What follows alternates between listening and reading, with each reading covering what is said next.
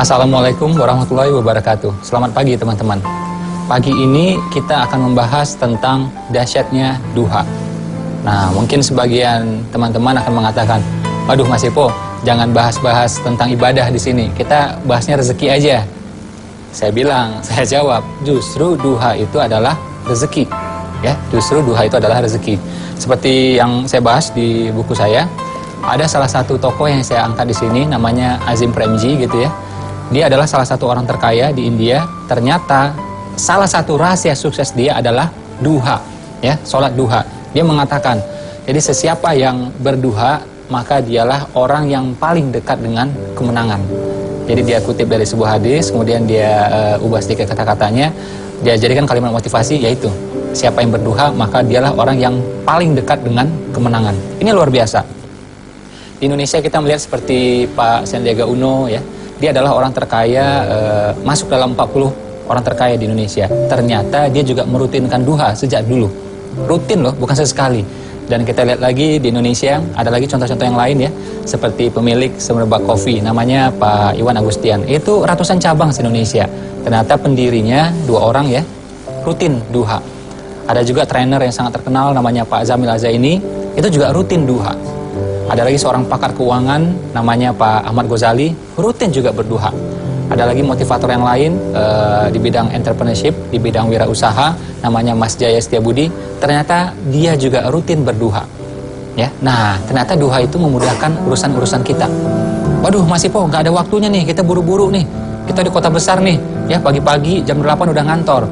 Saya bilang, justru kita buru-buru, kita duha. Nanti nggak buru-buru lagi. Jadi duha itu akan melapangkan waktu kita. Ya, saya ulang sekali lagi, duha itu akan melapangkan waktu kita, bukan membuang waktu. Jadi saran saya bagi teman-teman yang ras tiap hari, buru-buru tiap hari, coba pegang duhanya. Ini akan melapangkan waktu kita, akan mencukupkan rezeki kita. Saya teringat dulu ya, ketika saya pengen jodoh lah, ya, wah menarik nih ya.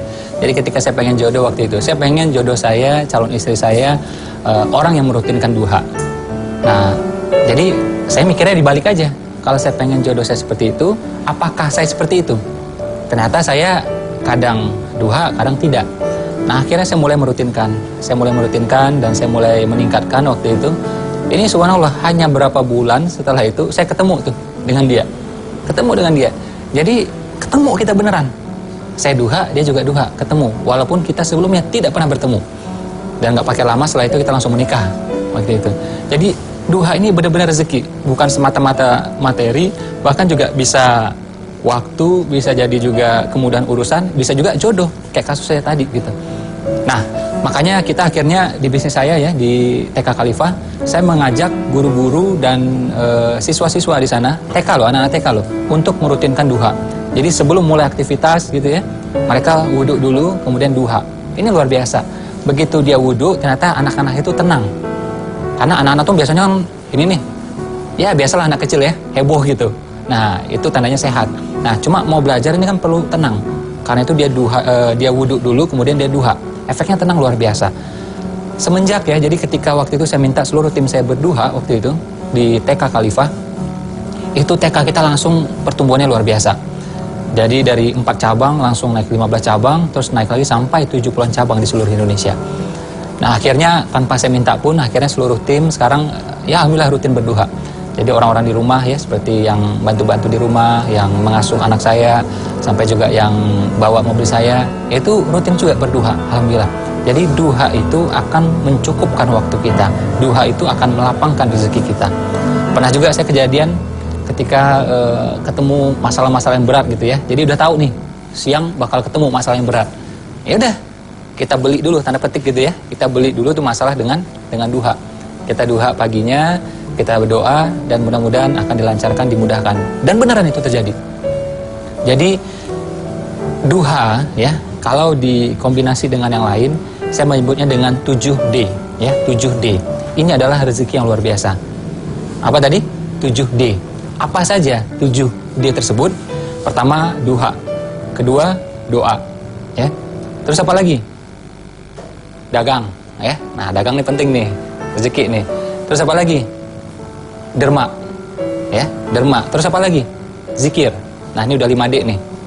Duha, doa, dagang, derma, zikir. Ya, 2D lagi apa? Nah, kalau 5D ini sudah kita pegang semuanya, sama dengan duit tambah dahsyat. D ke-6 dan D yang ke-7, duit tambah dahsyat. Bukan kita beribadah untuk duit, bukan, ya. Cuma ini adalah efek sampingnya, ya, seperti fadilah gitu loh. Jadi efek sampingnya. Jadi dimudahkan duitnya dan mudah-mudahan dahsyat juga. Jadi kalau kita melihat ya dalam bertanding, jadi bukan kita langsung buru-buru ke lapangan bertanding, tidak. Bukan langsung jeret gitu, enggak. Apa yang harus kita lakukan pertama? Kita diam-diam dulu, tenang-tenang dulu, sejenak, sebentar. Ya, kita mengatur strategi.